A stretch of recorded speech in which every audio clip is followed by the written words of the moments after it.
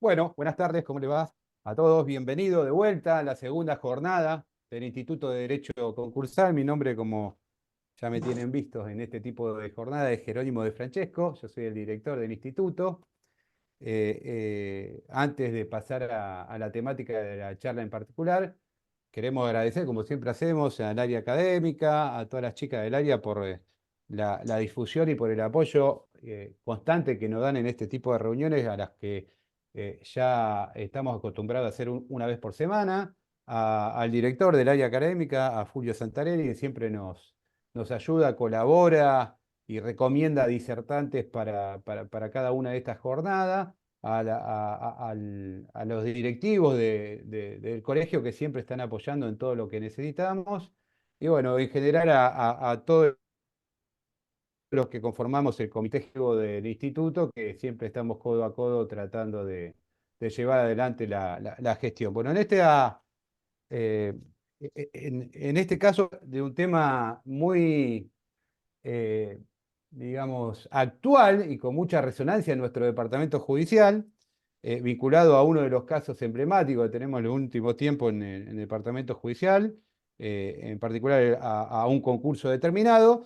Y el tema es: las empresas fintech son sujetos concursables, y se va a analizar el tema del caso Winans. Los disertantes van a ser los doctores Eduardo Barrera Delfino y el doctor Diego Rapoport, cuyas presentaciones comenzará a hacer en un ratito eh, el secretario de Instituto Diego Bulnes, que nos acompaña, los controles como siempre, el doctor Cristian Ubalt, coordinador académico del instituto.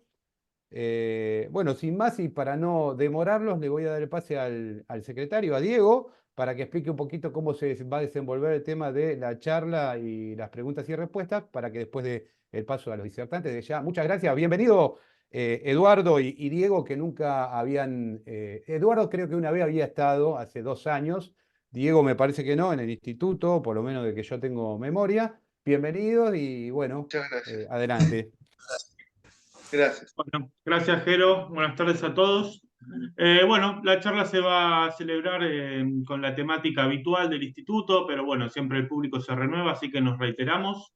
Primero va a hablar el doctor Eduardo Barreira Delfino, luego va a hablar el doctor Diego Rapoport.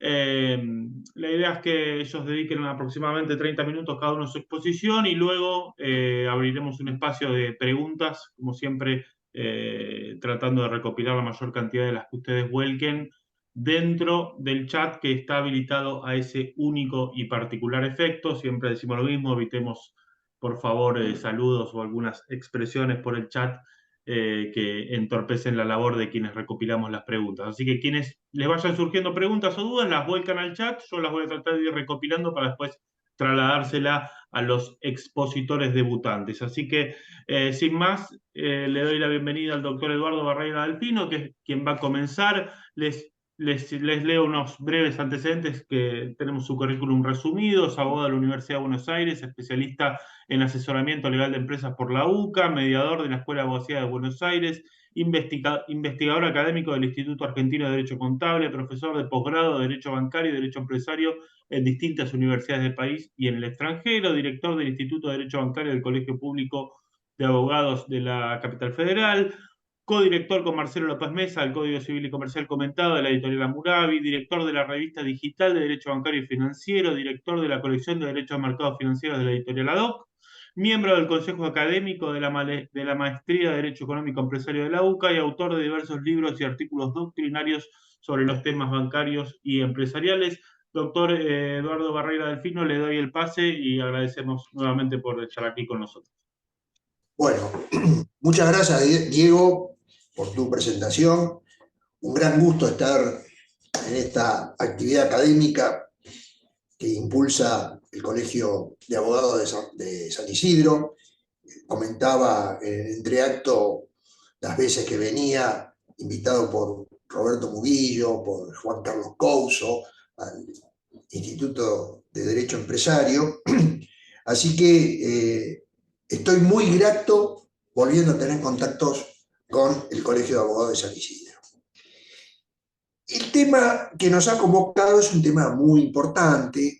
es un tema no solo por el fallo, que ha salido como un antecedente jurisprudencial tipo leading case, podría decirse, sino también porque estamos viviendo una vorágine entre el amoldamiento del derecho, por lo menos en el ámbito bancario y financiero, el amoldamiento del derecho respecto de la incursión y la irrupción de la tecnología en la operatoria correspondiente, ¿no? Que yo creo que amerita repensar muchas figuras que rigen el derecho bancario, ¿no? El derecho bancario institucional. Al respecto, veo que hay cierta confusión en la materia sobre lo que es la intermediación financiera. Y ello creo que obedece a que a veces no se comprende muy bien cómo funciona el sistema financiero institucional en el país. Al respecto, yo diría lo siguiente, que tenemos que tener en cuenta la existencia que nuestro sistema financiero institucional, o sea, el que está reglado por leyes específicas, está integrado por dos grandes mercados. Un mercado que es el mercado, yo lo llamo monetario, o de dinero, o bancario, o de entidades financieras. Y el otro mercado es el mercado de capitales, en donde tenemos como sinónimos mercado de valores, mercado de bonos, mercado bursátil, que funcionan de manera muy distinta. Los vasos comunicantes y operativos son diferentes, las responsabilidades son diferentes y la forma en que se materializan los negocios en la dinámica de ambos mercados son totalmente diferentes. El mercado monetario o bancario está regido por la ley específica que todos conocemos, que es la 21.526, y tiene una autoridad de aplicación responsable del funcionamiento, que es el Banco Central de la República Argentina, en todo el territorio del país, excluyentemente. Y en el mercado de capitales tenemos a la Comisión Nacional de Valores como autoridad de aplicación ¿de qué ley? De la ley 26.831, que es la que regula el funcionamiento del mercado. ¿Cuál es el rol del Banco Central? Como autoridad de aplicación y como supervisor. El rol principal del Banco Central es supervisar el funcionamiento de las entidades financieras. El Banco Central, la preocupación del Banco Central en su función supervisora es la de estar monitoreando la liquidez y la solvencia de todas las entidades financieras autorizadas en funcionamiento. Ese es el enfoque del Banco Central como autoridad de aplicación.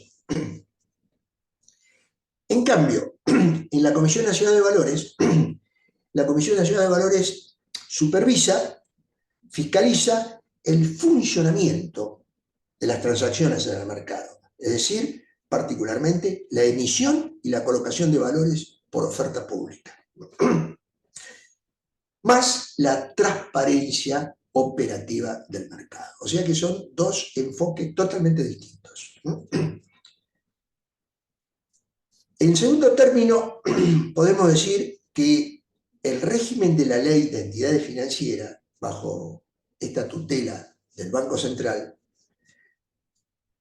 cuenta con un régimen muy especial, posiblemente único en el país. ¿Cuál es ese régimen? El de aportar herramientas de superación de entidades financieras en dificultades, o en la antesala de lo que podría ser su crisis operativa. ¿Para qué? Para evitar el impacto y el efecto radial en el conjunto del sistema. En cambio, la autoridad de aplicación, Comisión Nacional de Valores en el mercado de valores, no cuenta con este régimen especial que tiene el Banco Central para la, la corrección del mal funcionamiento o dificultades de las entidades financieras, ¿no? Sino que la Comisión Nacional de Valores, su función es aplicar un régimen general comercial para la operatoria que se celebra en la esfera de actuación del mercado de capitales. Entonces, ahí empieza el primer, ¿cómo podríamos decir? El primer atisbo de lo que podría ser la intermediación financiera. La intermediación financiera sería la interposición de una entidad financiera autorizada, ¿entre qué? Entre la captación del ahorro del público y la colocación de ese ahorro en préstamos al público. Captación de ahorro que la entidad financiera la hace por cuenta propia y en nombre propio. Y la colocación del crédito, que diseño de las líneas de crédito que haya diseñado, también lo hace por cuenta propia y en nombre propio. Es decir, que no es un vaso comunicante, son dos cosas, dos momentos totalmente distintos, ¿no? Por eso, las entidades financieras comprometen todos los días en su actividad, comprometen su patrimonio, porque todos los días captan dinero que tienen que devolver y pagar el precio por esa captación del dinero, y todos los días tienen que prestar y recuperar los créditos y contar o poder delinear cuál ha sido el rendimiento o la utilidad de su actividad. De modo tal que todos los días se está comprometiendo el patrimonio una entidad financiera. Y esa intermediación financiera tiene un punto muy sensible para el Banco Central y para el régimen, ¿no? ¿Cuál es el punto sensible? Es la cobranza de los créditos. Ahí está el punto débil. ¿Por qué? Porque cuando no se pagan los créditos, cuando caen créditos en moras, créditos en dificultades y en mora, se produce un fenómeno jurídico que es el incumplimiento de un contrato. Lo conocemos todo, sabemos las medidas que hay que tomar, los pasos que seguir, incluso hasta la ejecución de los créditos en su oportunidad. Pero hay un hecho muy importante, inmediato a la liquidez, a la mora, que la mora le produce iliquidez, resiente la iliquidez de ese banco o de esa entidad. Y ahí apunta el Banco Central, pone el ojo el Banco Central, a ver qué pasa, qué pasó hoy, qué pasa mañana, qué pasa pasado, cómo va la evolución de la mora. ¿Por qué? Porque la evolución de la mora no solo compromete el patrimonio de la propia entidad, sino que también puede comprometer al Banco Central desde el punto de vista de auxiliar a esa entidad que tiene un grado de morosidad elevado. Por eso la ley orgánica, la Carta Orgánica del Banco Central, establece un artículo 14 de la Carta Orgánica, establece un régimen de redescuentos o adelantos de dinero por iliquidez transitoria,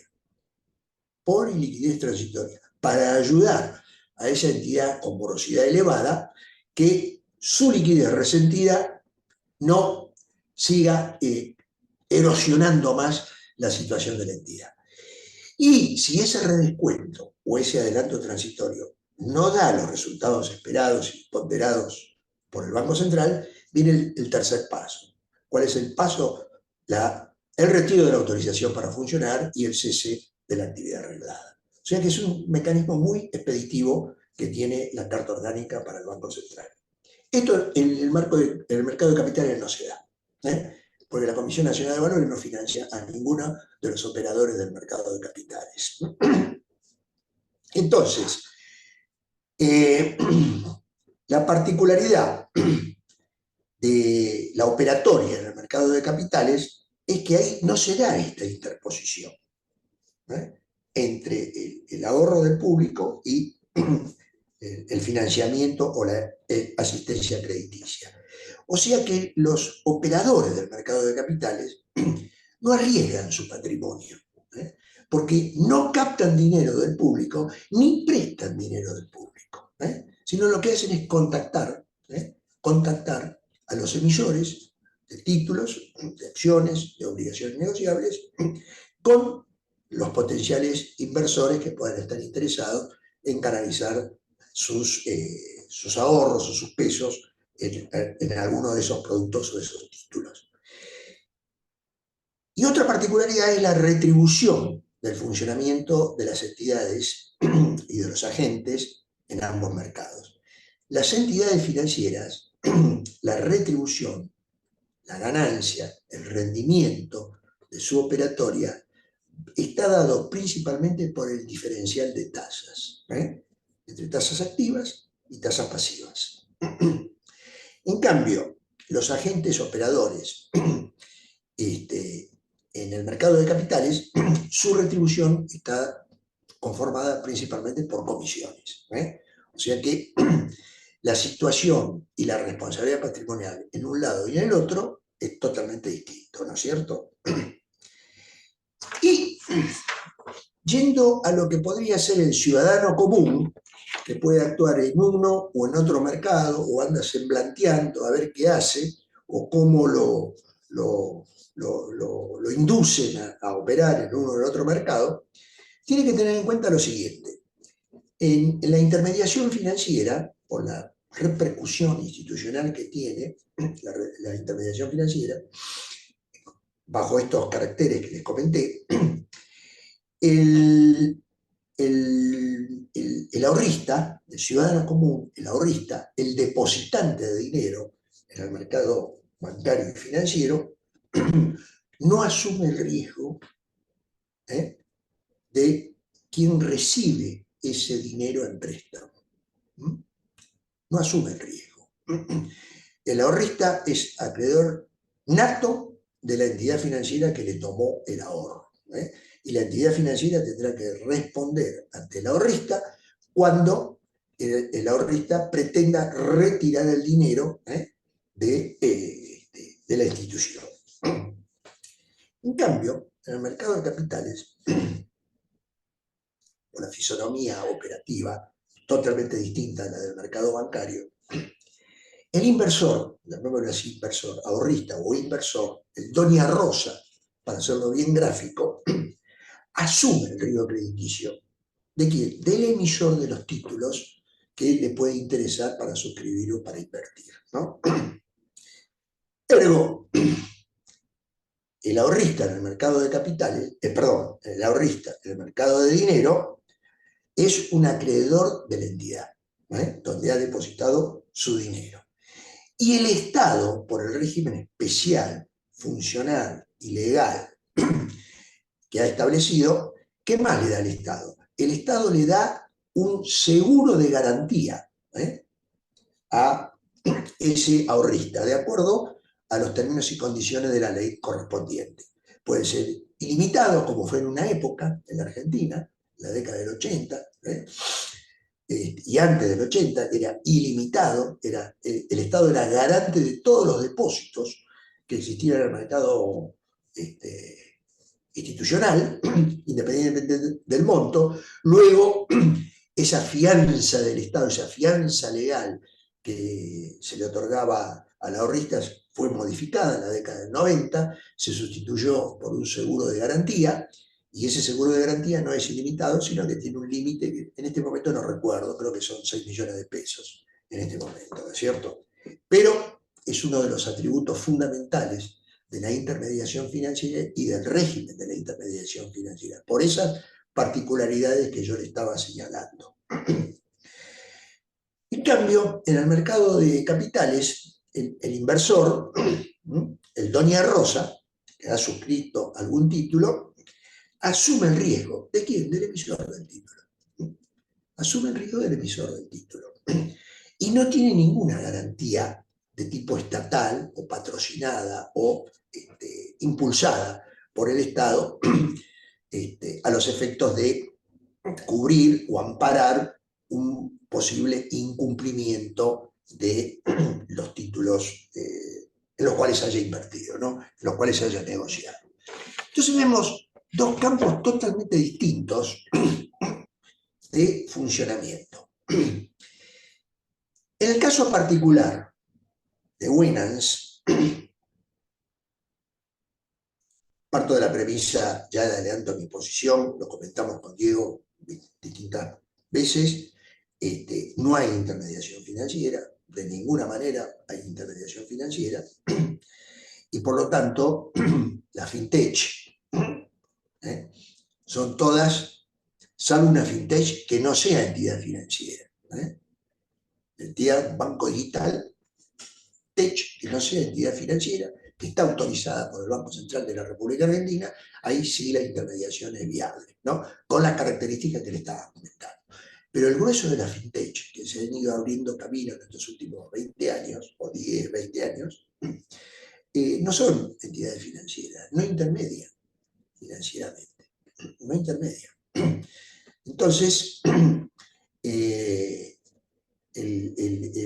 enfoque para el encuadramiento jurídico de la actividad de una fintech, y en el caso particular de Winans, es muy distinto, ¿no es cierto?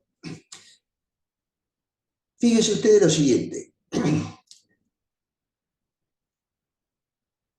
El caso de Winans parte la dinámica por lo que yo estuve analizando y evaluando, la dinámica del negocio de Winans tenía un punto de partida que no es el de la intermediación financiera. El punto de partida de la intermediación financiera es el depósito, que haga un particular, depósito del ahorro. Ese es el punto de partida del circuito de la intermediación financiera, ¿correcto? A tal punto que si no hay depósito, no habría banco. Si no hay depósito de dinero por parte del público, no habría banco, porque los bancos no prestan dinero propio. El dinero propio lo utilizan para otros fines, principalmente para cumplir exigencias y encuadramientos exigidos por el Banco Central, ¿no es cierto?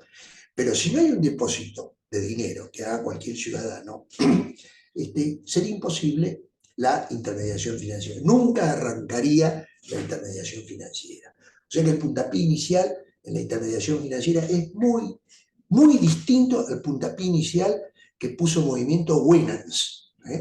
Porque el puntapié inicial de Winans, ¿qué fue? El otorgamiento de préstamos. Winans otorgó préstamos. Con lo cual, pareciera que esos primeros préstamos, o el lanzamiento de esos primeros préstamos, eran pues, con recursos propios, sin necesidad de recurrir al ahorro del público. Yo creo que acá hay un tema muy importante para precisar muy bien cuál es el puntapié inicial en la intermediación financiera y cuál es el puntapié inicial en las tareas, en la actividad que hacen la fintech. El ahorro es para la entidad financiera, la captación del ahorro es para la entidad financiera. El préstamo de dinero es el puntapié inicial de la fintech, y en el caso particular de Winans. Ustedes me dirán, ¿y cómo se fondea Winans? Y hay distintas variables de fondeo para este tipo de entidades. En primer término, capital propio. Yo puedo tener capital propio para lanzar mis primeras operaciones de préstamo e incursionar en el ambiente, ¿no? ¿Qué más? Puedo tener reservas acumuladas. Puedo tener préstamos otorgados por entidades financieras o por particulares. Puedo tener préstamos. Puedo emitir obligaciones negociables. Muy común que emitan obligaciones negociables. En el caso de Afluenta, por ejemplo, Afluenta se fondea con emisiones permanentes y periódicas de obligaciones negociables. Puede vender activos físicos, puede vender activos financieros a terceros, y de esa forma tiene los recursos como para fautearse, recursos propios que afectan al negocio del préstamo. Entonces, ¿qué pasó sintetizando la operatoria de Winans? Ellos otorgaban préstamos.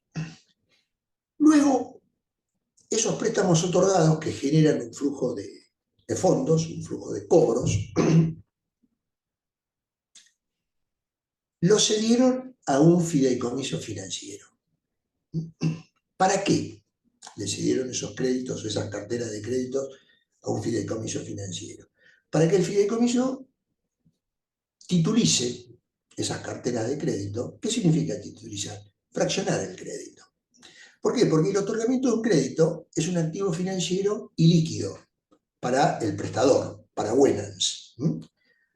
¿Ilíquido por qué? Porque tiene que ir recuperando el crédito periódicamente, amortizándolo periódicamente según los términos y condiciones del otorgamiento del crédito. Entonces, cediéndolo a un fideicomiso financiero, para titulizarlo, que significa fraccionar el crédito en títulos negociables, valores negociables de menor cuantía y de mayor facilidad de negociación, le permite anticipar el dinero prestado, le permite anticipar ese dinero y volcarlo nuevamente a la generación de nuevos préstamos e ir haciendo la cadena virtuosa. Coloco préstamos, fracciono, se negocian, recupero anticipadamente y vuelvo a colocar préstamos.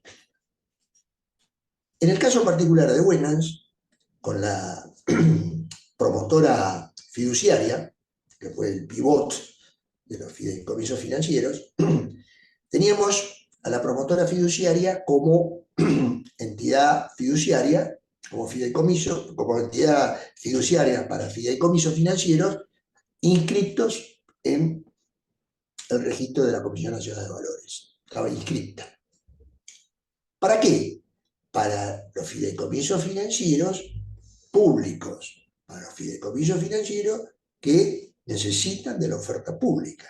Y entonces, por esa particularidad y ser en la Comisión Nacional de Valores el tutor de la oferta pública, tiene que estar inscrita en la Comisión Nacional de Valores, y los títulos que diseñe para ofertar públicamente tienen que pasar por todo el tamiz de monitoreo y de control y supervisión de parte de la Comisión Nacional de Valores. ¿Correcto?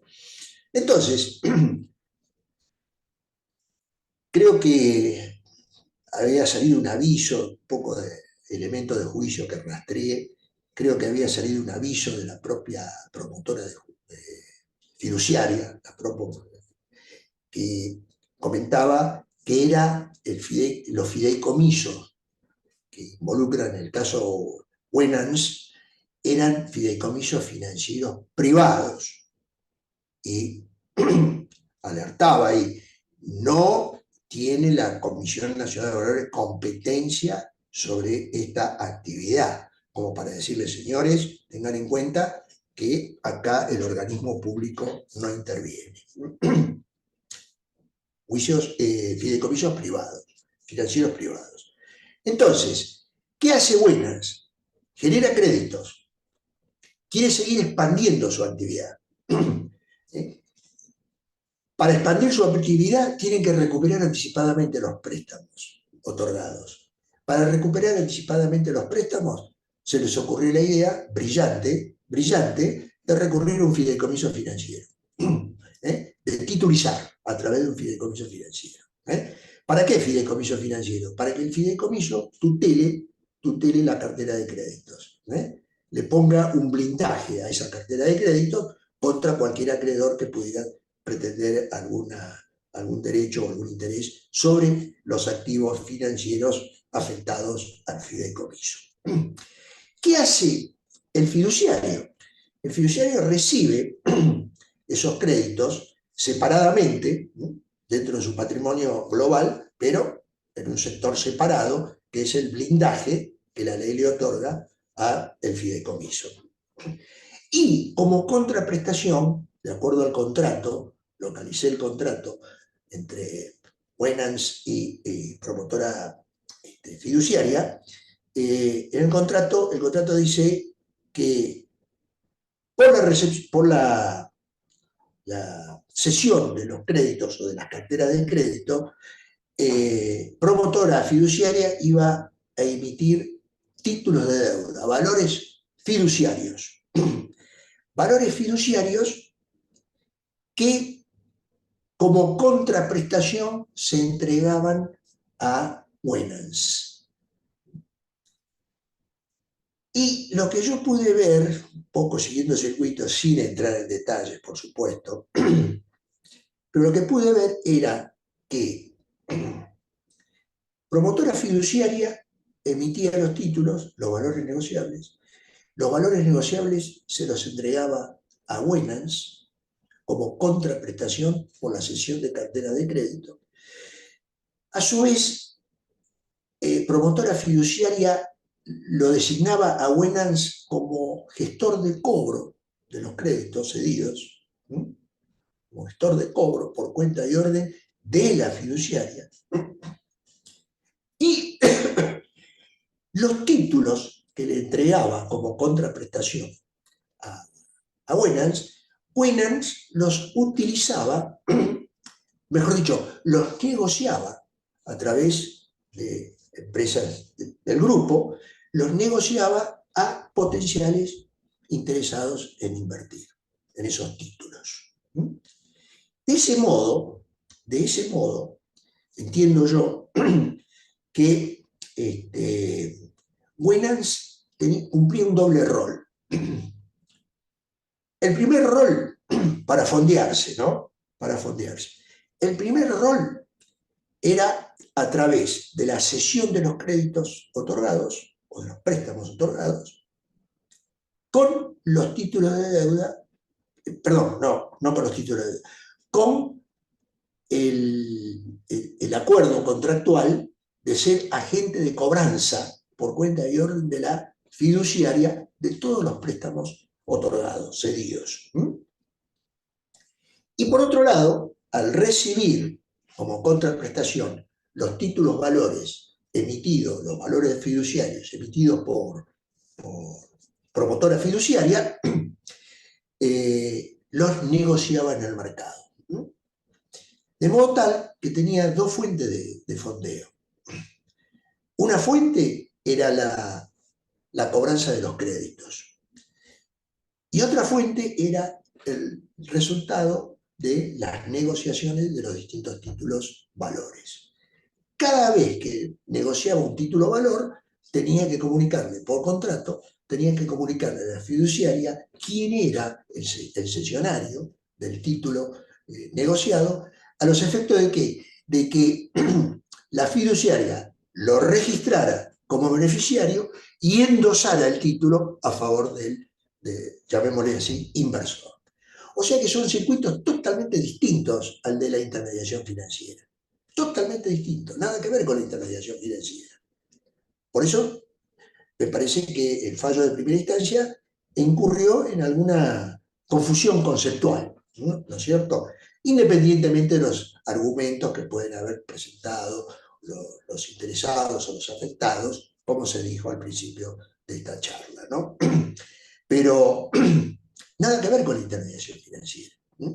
Son mecanismos netamente comerciales en donde se generaron créditos, se quiso anticipar el recupero de esos créditos. ¿Cómo se anticipó ese recupero? A través del fideicomiso financiero. El fideicomiso financiero privado, fuera de la esfera de fiscalización y supervisión de la Comisión Nacional de Valores, llevaba a que el fiduciario emitiera títulos como contraprestación a favor de Winans, y Winans luego, con su grupo, con empresas vinculadas, promoviera la inversión o la venta o la negociación de esos títulos. Por lo cual, a mí me parece que Primero, que no hay intermediación financiera bajo ningún aspecto. No me cabe la menor duda de eso. En segundo término, me parece que es todo una gran ingeniería financiera comercial. Financiera comercial. Fuera de la ley de entidades financieras. E incluso fuera de la ley 26831. Me parece que es una actividad netamente comercial.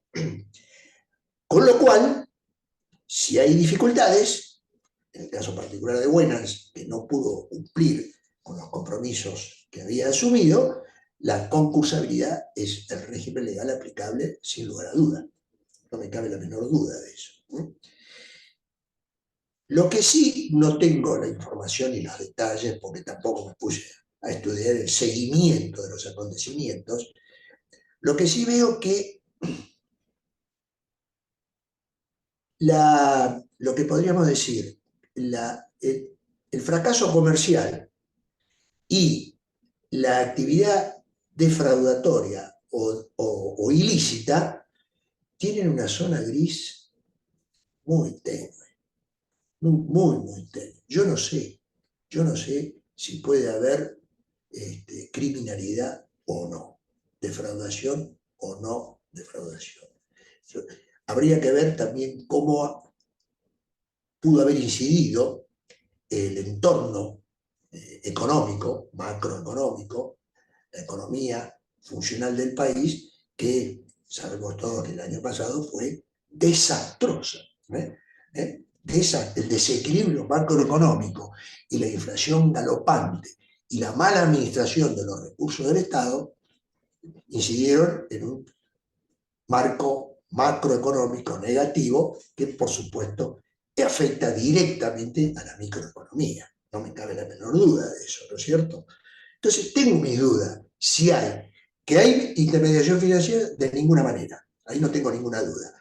La duda que tengo es si hay un evento, un acontecimiento sustentado en avatares de la comercialización y de los negocios, o hay una defraudación orquestada, organizada y llevada adelante con esos fines, precisamente el de defraudar. ¿Por qué tengo esta idea? Sin entrar en los detalles. Preidea, digamos. ¿Por qué tengo esta preidea? Por el comportamiento de los inversores. Comportamiento de los inversores. Estuve anotando algunas cosas. Dice, en principio, los inversores que suscribieron los títulos que le ofreció Winans, o los colaboradores de Winans, digámosle así, renunciaron al régimen de la intermediación financiera. Renunciaron a una actividad controlada permanentemente por el Estado. No les interesó. No me interesa, no me preocupa lo que voy a hacer, la decisión que voy a tomar.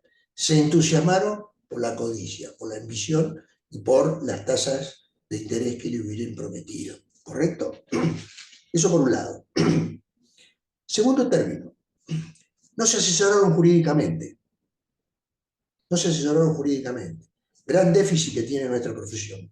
La sociedad no es proclive a asesorarse jurídicamente. ¿Por qué? Porque el asesoramiento jurídico tiene un costo, que es el honorario. Entonces prefieren evitar ese costo, no asesorándose jurídicamente, y aprovechar alguna oportunidad de asesoramiento jurídico sin cargo que les brinda ¿quién? Los velorios y los casamientos. Tercer término, actuaron fuera del sistema. No se preocuparon. ¿Qué garantía? ¿Qué respaldo estatal? ¿Cuál era el régimen legal en el cual iban a invertir sus dineros? ¿Qué protección tenían con la inversión de esos dineros en estos términos y condiciones? ¿No? Una indiferencia absoluta por canalizar su inversión en el mercado bancario que goza del seguro de garantía, es decir, una protección estatal que está prevista para defender al ahorrista.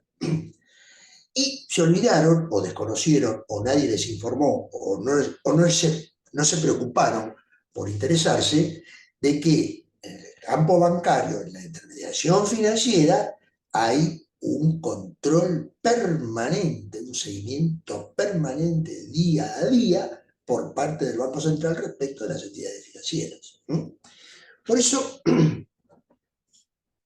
tengo mis dudas en este aspecto.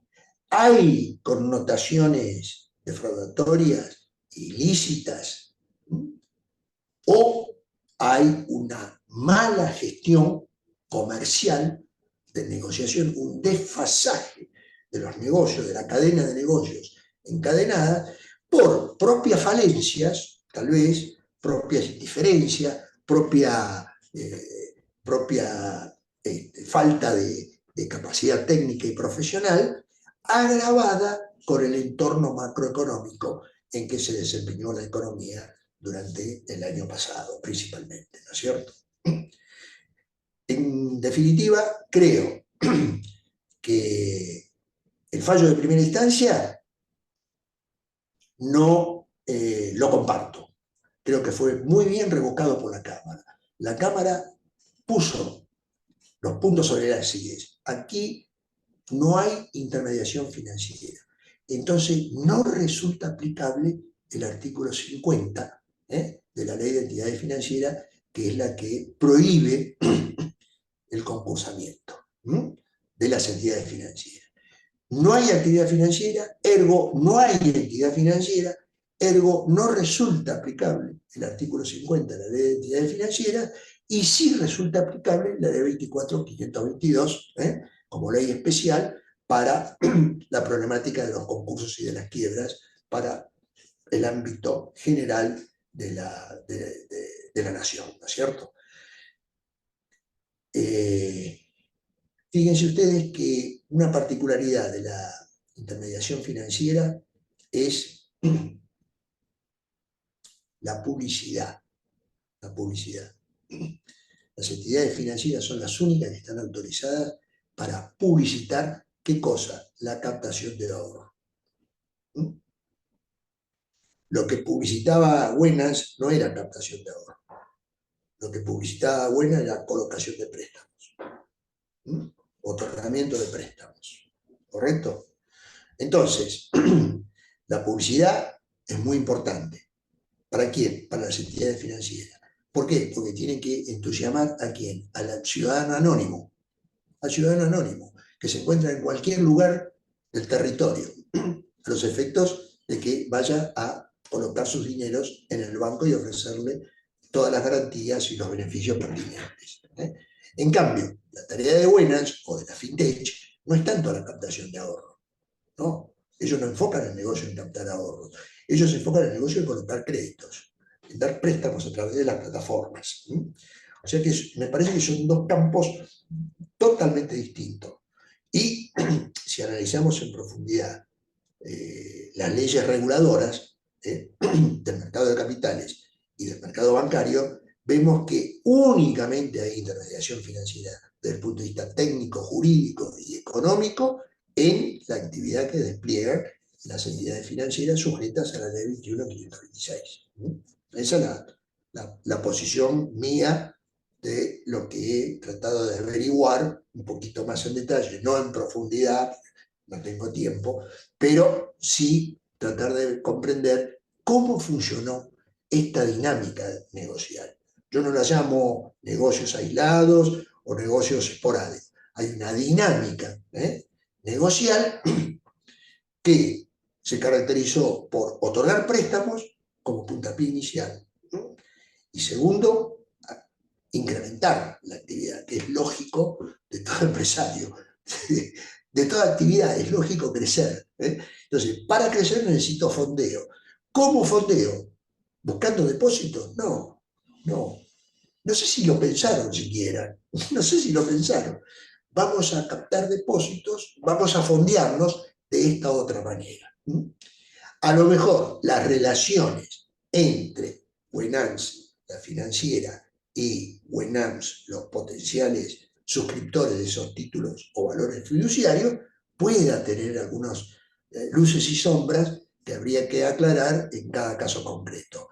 Pero el enfoque global de la actividad desplegada a los efectos de ver cómo la encasillo, en qué cuerpo normativo la encasillo, cuáles serían las responsabilidades imputables o emergentes, me parece que no es el camino adecuado el seguido por el fallo de primera instancia.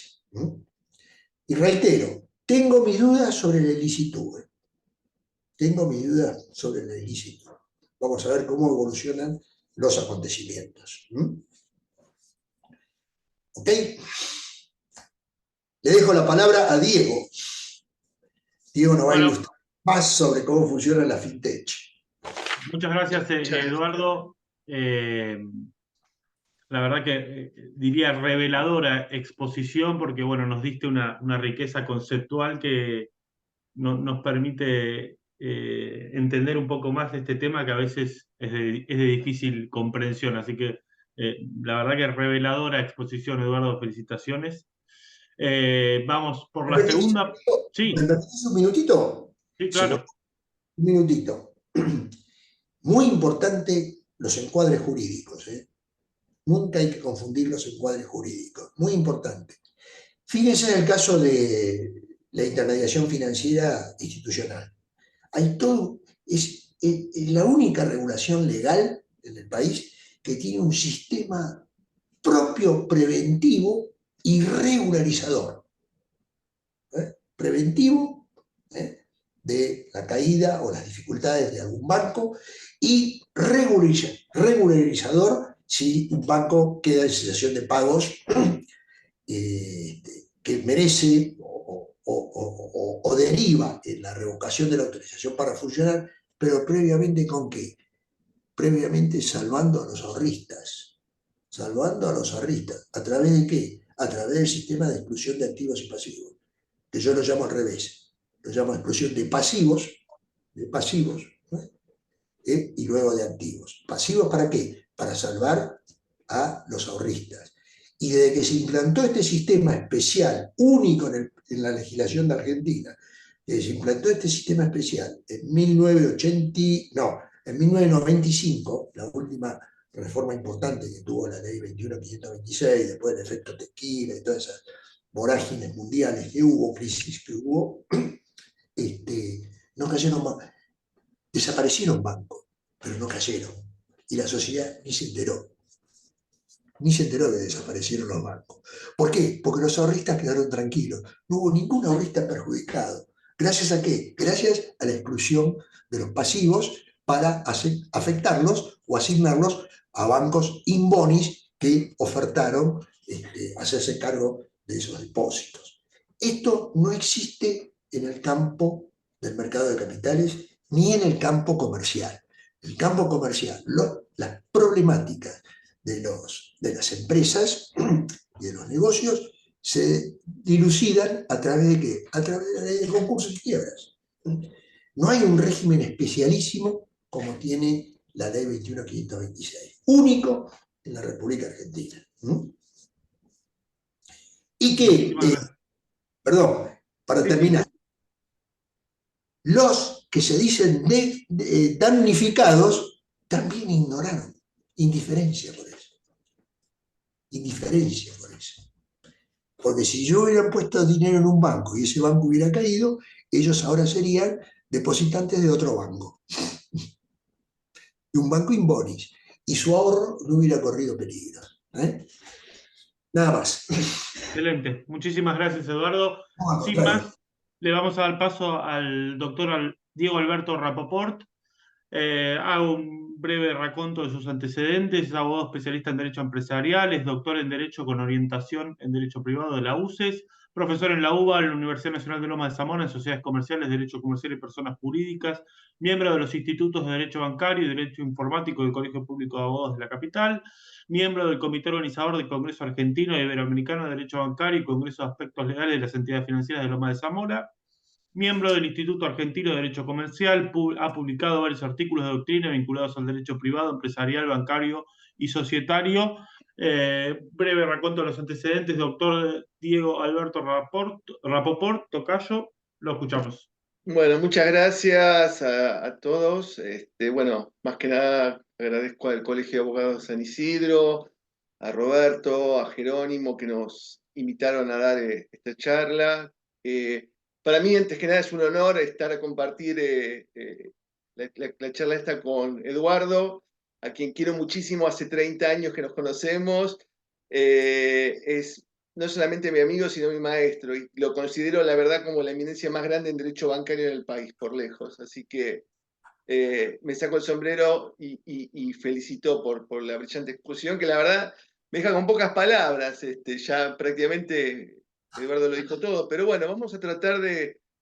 A ver, la idea es primero encarar la cuestión en función de lo que es una fintech, de cómo opera una fintech, qué significa esto del ecosistema fintech, porque en realidad es un término de carácter conceptual fintech, es como si yo dijera, dentro del ámbito de las personas jurídicas, una ONG, es decir, es tan amplio el concepto y no tiene una característica ni tiene una connotación jurídica puntualmente, es decir, si yo hablo de una fintech, pueden entrar un montón de figuras, la gran mayoría de ellas reguladas por el Banco Central de la República Argentina, muy pocas a través de leyes, diría una o dos. Y en concreto, como yo les decía y como me lo anticipaba Eduardo, en el microsistema o en el ecosistema de la fintech pueden entrar desde proveedores de servicios de pagos, plataformas vinculadas al crowdfunding, que es justamente la única regulada por una norma del Congreso, la 27349, llamada Ley de Apoyo al Capital Emprendedor. Por otro lado, la comunicación 7406 del Banco Central, que regula las plataformas de crowdlending, ser de préstamos peer-to-peer. Y en concreto también las de los proveedores de servicio de pago, que es una de las plataformas fintech más utilizadas, ¿no? Creo que todos tenemos en nuestros celulares Mercado Pago o alguna de las billeteras virtuales que solemos utilizar y que nos ofrecen cuentas para ordenar pagos, en concreto a través de sistemas o los mecanismos de dinero electrónico, en definitiva, ¿no?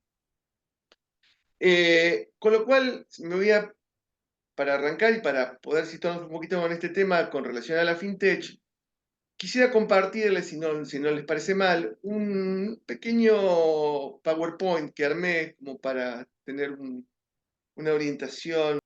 Bueno, volviendo un poquito a la terminología, al término fintech, ¿no? En realidad, cuando uno se refiere a fintech, se refiere a la tecnología aplicada a la prestación o facilitación de servicios financieros a través de la tecnología, ya sea a través de las aplicaciones, diferentes tipos de entornos digitales, como por ejemplo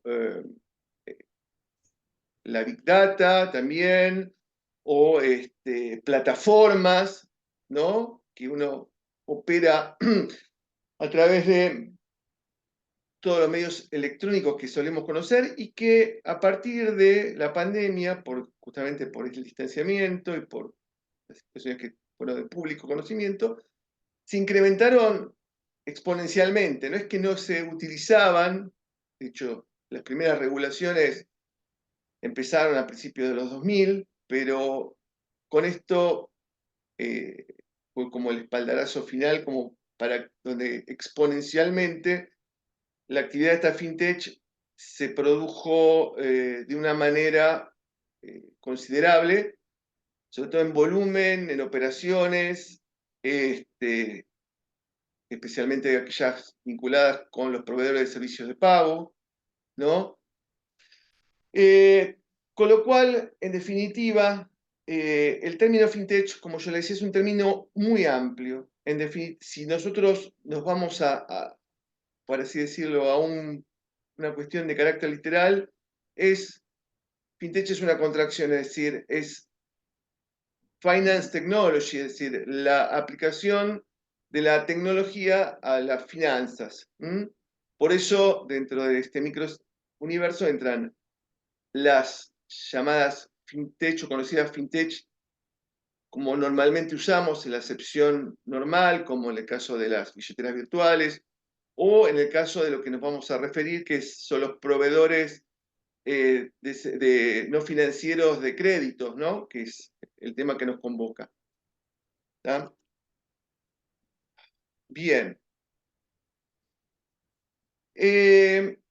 A partir del, diría yo, 2018, 2019, comenzaron las primeras regulaciones, algunas ya existían, pero empezaron a incrementarse las regulaciones en materia de fintech. ¿Y cuál es la potestad del Banco Central para regularlas? Cuando estamos hablando del supuesto que mi compañero se refirió, que es el de la intermediación financiera.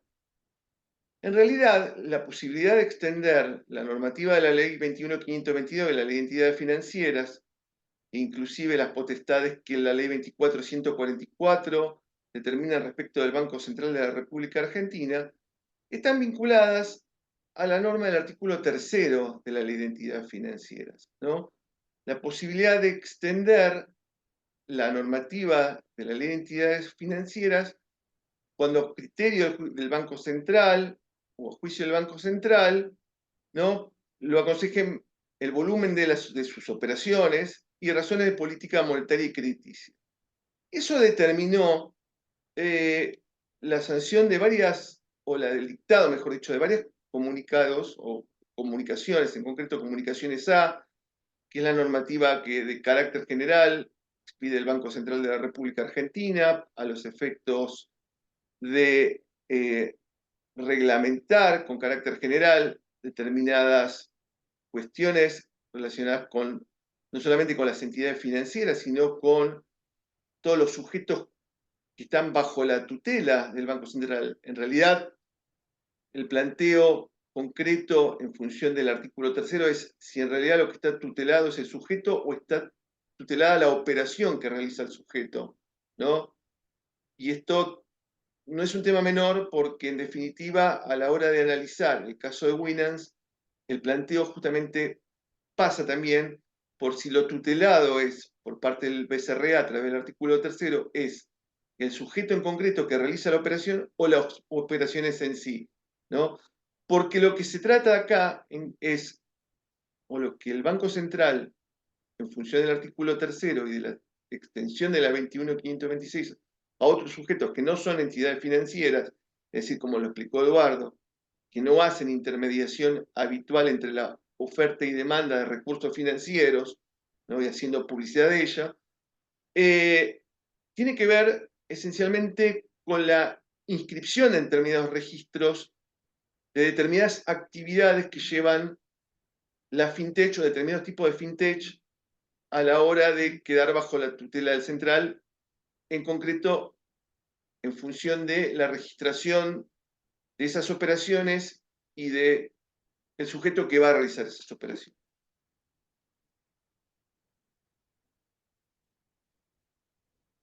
Bueno, vamos ahora específicamente a hablar de las fintech, como el caso de Winans, ¿no?, que está encuadrada, y como en el fallo de Cámara surge también, y obviamente se menciona en primera instancia, pero claramente en la apelación y el fallo de Cámara está planteado, que Winans se trata justamente de un proveedor no financiero de créditos. ¿Qué es esto, un proveedor no financiero de créditos? En definitiva, más allá de la definición que hace la comunicación A7156 del BCRA, que es la que en definitiva define el concepto de proveedor no financiero de créditos y los clasifica en dos supuestos que ahora vamos a ver, son aquellos que prestan en forma habitual o llevan adelante actividades vinculadas con préstamos, ¿no?, lo que la reglamentación dice financiaciones alcanzadas, ¿no?, a los efectos de cuestiones vinculadas con consumo, tanto de bienes o servicios, o sin un destino determinado.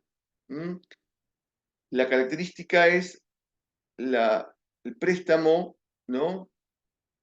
Habitualmente de carácter personal, préstamos personales, estamos hablando de préstamos con garantía hipotecaria y prendarios, pero en general se trata de préstamos personales, donde esta fintech tiene la característica, como bien lo señaló Eduardo, de prestar con su propio capital, es decir, no es que toman dinero a través de depósitos y lo prestan a nombre propio. Es decir, con mi propio capital, yo presto, hago estas operaciones de crédito concreto. ¿Cómo se dividen justamente las empresas fintech? Bueno, por un lado tenemos las empresas no financieras emisoras de tarjeta de crédito y compra, y en lo que nos respecta o nos interesa a nosotros, porque tratarse del caso Winans, respecto de la clasificación que determina que es otro proveedor no financiero de créditos, que es habitualmente realizan estas operaciones de préstamo no solamente en forma presencial, sino esencialmente de manera electrónica. De hecho, se realiza no solamente la contratación de crédito a través de una aplicación en un teléfono inteligente, sino que, por ejemplo, el onboarding se suele hacer digital en un 100%, es decir, la incorporación del cliente a la plataforma, como así también todos aquellos estudios de antecedentes crediticios, ¿no? A la hora de prestar dinero. Bien, ¿qué es esto de financiaciones alcanzadas? Bueno, son los préstamos que realizan, ¿no? Con las finalidades de consumo o sin un destino predeterminado. Bueno, el Banco Central dispuso, justamente, y acá es lo que genera un poco de ruido, confusión, que estas fintech deban registrarse, es decir, ¿en qué casos? Bueno, particularmente cuando se encuentran vinculadas a entidades financieras que le presten, o que presten dinero, porque una manera de fondearse de uno de estos sujetos, de los sujetos que estamos hablando, es mediante no solamente la operatoria que mencionó Eduardo de los fideicomisos financieros, sino que en el supuesto también, también se puede hacer a través de financiaciones bancarias. Cuando las financiaciones alcanzadas superen los 10 millones de pesos en un último balance, es una cifra que ha quedado un poco chica, ¿no? En función de las variaciones que hemos tenido a nivel inflacionario. Y en el caso de las financieras o las financiaciones de empresas emisoras de tarjeta de crédito, cuando otorguen financiaciones no alcanzadas, no comprendidas, mejor dicho, la ley de tarjetas de crédito, y también en el caso de las asociaciones mutuales y cooperativas, por importes o por financiaciones que superen los 20 millones de pesos, en la medida que no sean sujetos también que requieran a su vez un fondeo por parte de las autoridades de las entidades financieras, perdón. Bien. Quería hacer un poquito esta presentación a los efectos de saber de qué estamos refiriéndonos cuando hablamos en concreto de una fintech que sea una proveedora no financiera de créditos en concreto.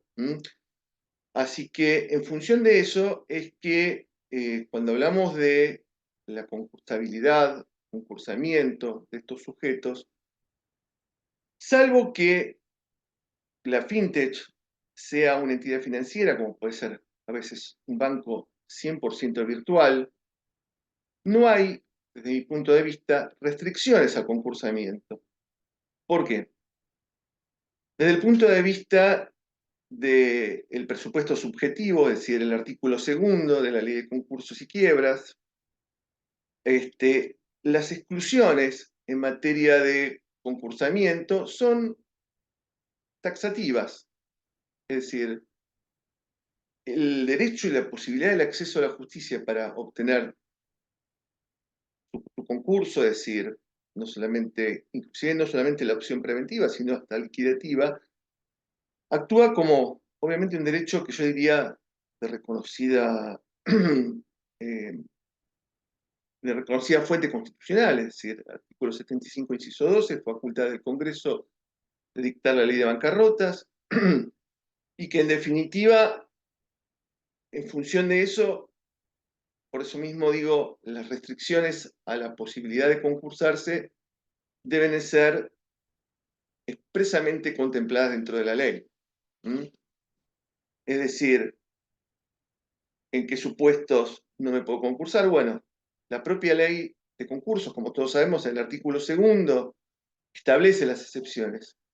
Obviamente se refiere a las entidades aseguradoras, que ya sabemos que ni preventivamente ni liquidativamente se les aplica, por lo menos en forma principal, la ley de concursos, sino se liquidan vía Superintendencia de Seguro de la Nación. Cuando estaban vigentes, obviamente, las AFJPs, ¿no? En el supuesto de, hoy ya en día ya no, la ley de concursos sigue manteniendo la norma de la ley 20.321, que eran las mutuales, pero sabemos que por una modificación de la ley de mutuales, hoy en día son sujetos de concursamiento, porque también la propia ley de concursos remite a las restricciones al concursamiento cuando leyes especiales así lo dicen. En función de eso, sabemos que la ley 21.526, la ley de entidades financieras, en su artículo 50, como lo señalaba Eduardo, impide que los bancos puedan recurrir a la solución preventiva. Y que solamente pueden quebrar por pedido expreso del Banco Central de la República Argentina, que previamente debe quitarles la autorización para funcionar. Luego de que se les quita la autorización para funcionar, recién ahí el Banco Central puede pedir ante el juzgado el pedido de quiebra. Ahora bien, y en función de aclarar cuestiones relacionadas, sobre todo de lo que surge el fallo de primera instancia de Winans. ¿Cuál es el juez competente, obviamente, para entender, llegado el caso de la quiebra de un banco? Sencillamente el juez del domicilio de la fallida. Es decir, cualquier juez de la justicia ordinaria. No es competencia ni materia federal, por más de que se trate de un banco. Es decir, la competencia, en este caso, conforme el artículo 3 de la ley de concursos, le corresponde al juez local. Sabemos que en nuestro país la aplicación de las leyes concursales corresponden a los jueces locales porque son normas de derecho común, ¿verdad? Con lo cual, separándonos del modelo que inspiró constitucionalmente a nuestra Carta Magna, que es la Constitución de los Estados Unidos, y donde ellos, en materia concursal, sí les corresponde el fuero federal o la materia federal, en Argentina no. Claramente, cualquier juez con competencia en la materia, y en función de lo que establezca el artículo 3 de la ley de concursos, actúa y es competente para concursar a estas sujetos. Ahora bien, fuera de las restricciones que impone el propio artículo 2 de la ley, no hay ningún impedimento en concreto, por lo menos prima facie, que diga que yo no puedo presentar mi solución preventiva y aún tratándose de una fintech. Fíjense que no tanto en el caso de los proveedores no financieros de crédito, sino los proveedores de servicio de pago, como en el caso de las billeteras virtuales, la comunicación 6885 del Banco Central de la República Argentina, que la regula el 6859 y la 6885, son ambas del 2019, si no me equivoco, principio del 2020, determinan que, por ejemplo, estas fintech deben tener, más allá de las cuentas, se abren a nombre de cada uno de los titulares que tienen dinero depositado, a los efectos de su operatividad propia como empresa, tienen que tener una cuenta separada. No pueden confundir ni mezclar las sumas depositadas por parte de los que ingresan el dinero a los efectos de ser utilizados como billetera virtual con las cuentas propias de la PCP. Justamente ¿por qué? Por el caso de un supuesto de insolvencia, ¿no? Donde los acreedores de la PCP no puedan atacar ni afectar las cuentas de quienes depositan su dinero a los efectos de realizar los pagos.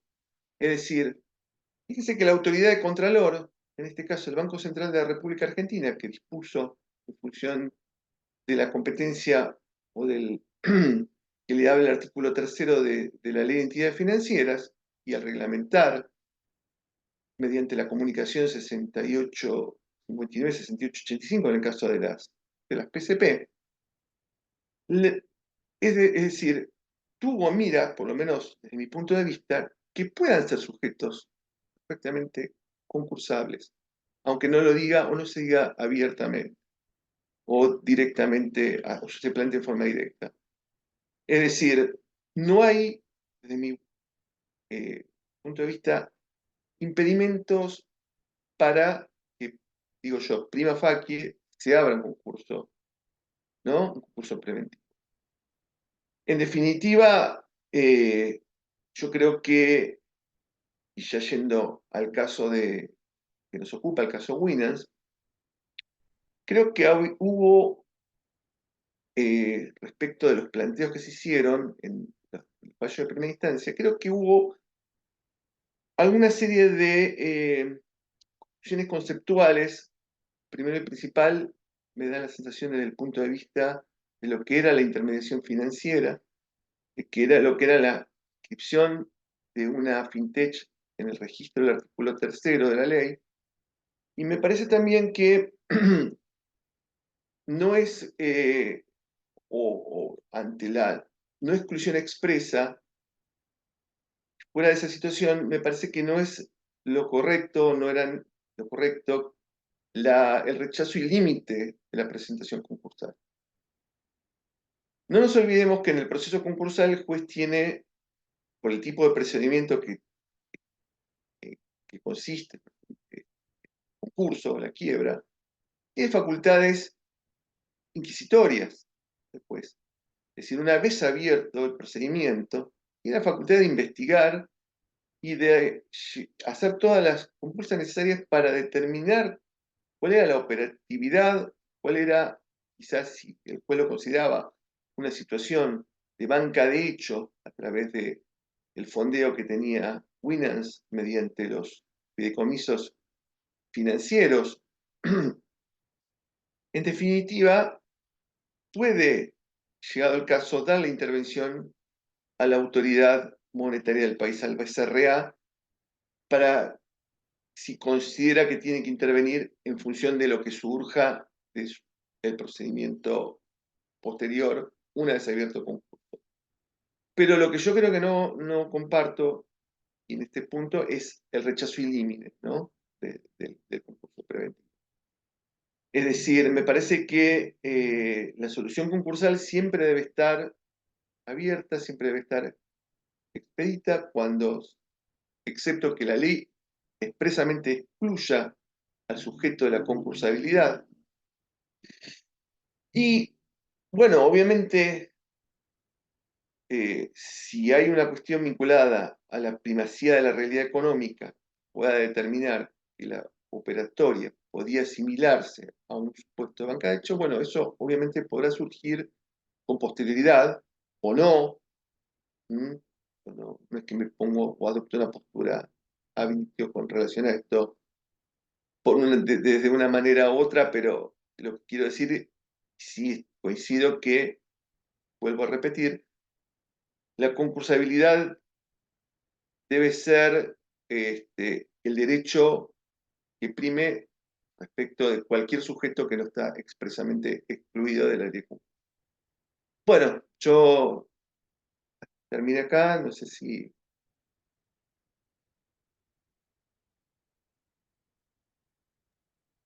Hola Diego, bueno, muchísimas gracias. No, También al contrario. súper claro, súper complementario, ¿no? A lo que explicó el doctor Barreira Delfino.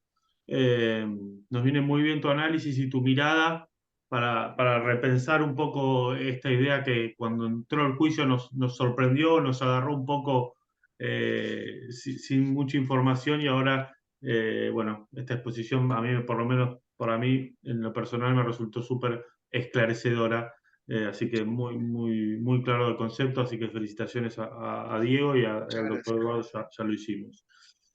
Bueno, algunas preguntitas que fueron surgiendo, no muchas, calculo que muchos de los asistentes se deben haber quedado cavilando y las preguntas van a surgir más adelante. ¿Tenemos alguna, no sé, para cualquiera de los dos o para Eduardo, si querés, porque acá tengo otra para Diego? Pregunta si hay responsabilidad de la FinTech al tener problemas de cobranza y no comunicarlo a los inversores. No hay duda, no hay Calculo que ya estamos hablando de tipo de responsabilidad Sí, más penal. duda, es una conducta negligente, incluso es una conducta que viola la relación de buena fe que debe prevalecer en todos los contratos por mandato de nuestro Código Civil y Comercial. Mm. Duda de eso. Eso para de imputación de responsabilidades y de medición del grado de responsabilidad que podría caberle, bueno, eso va a quedar bajo ponderación del juez interviniente, en el planteo que se haga, pero a mí no me cabe la menor duda de que hay responsabilidad, hay negligencia, hay Buena fe, seguro que no. buena fe, no. De buena Yo, fe. yo agregaría también, obviamente, las fintech funcionan con un esquema de personas jurídicas, es decir, societarias, con lo cual habría que hablar también en el deber de información, ¿no? La responsabilidad que le cabe a los administradores en concreto, Tal ¿no? cual, Societarios desde el punto de vista de la fintech, ¿no? tal cual. Tanto los proveedores no financieros de crédito como los billeteras virtual son exclusivamente personas. La reglamentación dice que tienen que ser llevada la actividad a cabo por personas jurídicas, es decir, no pueden ser personas humanas, es decir, claramente acá está siempre latente la posibilidad de que le cabe a los administradores societarios, ¿no? Claro, sí, sí, tal cual, tal cual. Y después tengo una pregunta más para Diego y calculo que un poco en función a esto que venías desarrollando últimamente, que decías, pareciera ser que el rechazo del concurso preventivo no es la solución que vos compartís, es si efectuar un análisis tan restrictivo, entiendo como fue aquel, en una etapa tan prematura, no atentaría contra la télesis de la ley de concursos y quiebras, más teniendo en cuenta las facultades que tiene el juez o que se le otorgan al juez a lo largo del proceso. Claro, exactamente. Fue un poco lo que yo dije, Al final, que sí. el rechazo ilímine no era la vía adecuada, es decir, por acá se plantearon dos cuestiones que yo no quería entrar, pero bueno, que en definitiva surgen del fallo y que es de carácter público. Todos sabemos que primero se planteó por parte de la jueza de primera instancia la incompetencia territorial de Winans, de la presentación en concurso de Winans, pero no obstante declararlo incompetente, después entró a analizar la jueza la competencia en función de la materia, con lo cual técnicamente ya no podía su señoría analizar la competencia en función de la materia, quedando en todo caso, llegado el caso, a cargo del juez que se podría considerar competente. Pero bueno, la Cámara entró, cuando se apeló esto, la Cámara entró a analizar esta cuestión, y lo que me parece que surge de la télesis de la ley de concursos es que la solución concursal no puede ser nunca una solución in extremis. Es decir, uno no se puede concursar cuando llega con la soga al cuello y con la lengua afuera, porque la realidad es, a ver, la finalidad de la ley es tener una salida, por lo menos negociada, ¿no? Esos, en definitiva, sin que se corte la actividad de la concursada. Entonces, me da la sensación que el rechazo in limine implica quizás una estricta privación de justicia, ¿no? De acceso a la jurisdicción. Y además, no nos olvidemos que existe en este caso el principio de reserva constitucional, el artículo 19 de la Constitución. Es decir, nadie puede ser privado de lo que la ley no prohíbe. Ese es el tema. Es decir, si yo no tengo prohibido concursarme, ¿por qué me van a restringir el acceso a la jurisdicción? Y a la garantía también del acceso al juez natural. Que, vuelvo a repetir, es el juez ordinario, es el juez común de la jurisdicción donde la sociedad tiene su domicilio, en definitiva. Acá pregunta última. Dice que una colega no le quedó claro María si Laura. existe algún tipo de control sobre el capital de la fintech a los efectos de la infracapitalización y cómo podría afectar en un eventual concurso o quiebra. ¿Contesto yo? Sí, sí. Dale, Diego, dale. Bueno, María Laura, bueno, es un gusto estar acá porque con Laura hemos tenido mucha batalla juntos en la Municipalidad de Avellaneda, el Departamento de Concursos y Quiebras de la Municipalidad, así que es una persona a la cual quiero mucho y que hace muchos años nos conocemos con Laura, una colega de 10 y muy versada en el tema.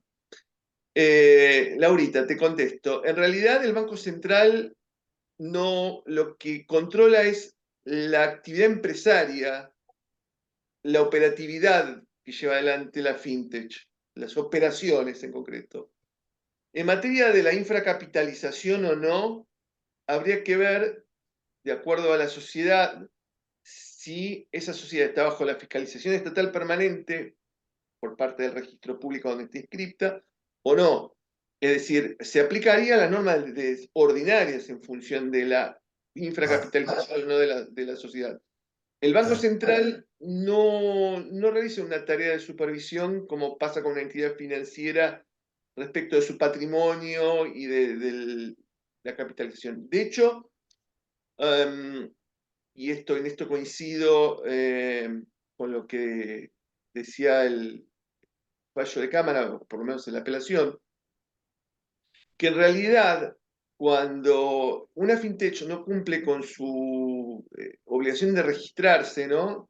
Frente a los supuestos que indica la registración, la consecuencia es, por un lado, que no pueda obtener financiaciones por parte de entidades financieras para poder fondearse.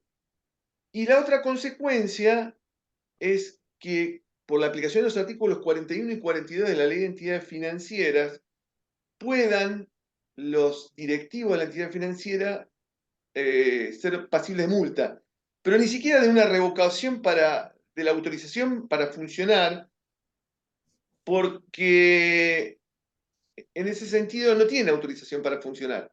El registro no implica autorización para funcionar. O sea, la tarea central no es supervisar al sujeto como sucede con una entidad financiera, donde, como me lo señaló Eduardo, hay una fiscalización de carácter permanente y cotidiana, ¿no? De la actividad bancaria. Exacto. Hay que diferenciar bien ahí, Diego, María Laura. El central supervisa la actividad. Por eso tiene fuerte control de gestión. Cosa que no sucede en los organismos de inspecciones de justicia, direcciones generales de personas jurídicas, que tienen el control orgánico, no el control operativo, el control orgánico. Y ese control orgánico, siempre sostenido, es prioritariamente de legalidad y muy poco de gestión. En cambio, el Banco Central es a la inversa. No tiene control de legalidad orgánica, porque eso le compete al organismo local, pero sí tiene control de legalidad y de gestión. ¿De gestión? ¿Sobre qué? Sobre cómo el banco o los bancos administran el riesgo crediticio. Es el punto central de la supervisión del Banco Central, ¿no? Cómo están manejando el riesgo crediticio. Por eso, la razón de ser de los balances mensuales confidenciales, para tener un acercamiento lo más inmediato posible sobre el funcionamiento y el monitoreo funcional de cada entidad. Bueno, muchísimas gracias, Diego y Eduardo. Estamos un poquito pasaditos de la hora, así que pido disculpas a los colegas Bueno, cuyas preguntas quedaron afuera. Felicitos a ambos y le doy la palabra al director del instituto, el doctor Francesco. Bueno, muchísimas gracias.